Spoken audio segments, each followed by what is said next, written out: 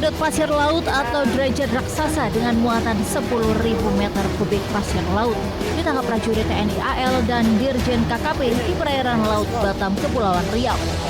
Dua kapal penyedot pasir laut yang ditangkap, yakni kapal Yangchen 6 dan kapal Yosun 9. Menurut nahkoda kapal Yangchen 6, pasir laut ini akan dibawa ke negara Singapura. Kapal penyedot pasir laut ini sekali sedot 9 jam bisa memenuhi isi palka yang muat 10.000 meter kubik. Satu trip perjalanan memakan waktu 3 hari. Grup perusahaan penyedot pasir laut ini mempunyai armada 10 kapal yang bertonase di atas 8.000 sampai dengan 10.000 gross ton.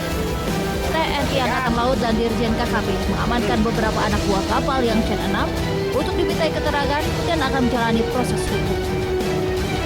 Dari Batam, Kepulauan Riau, Ayus, Lombok.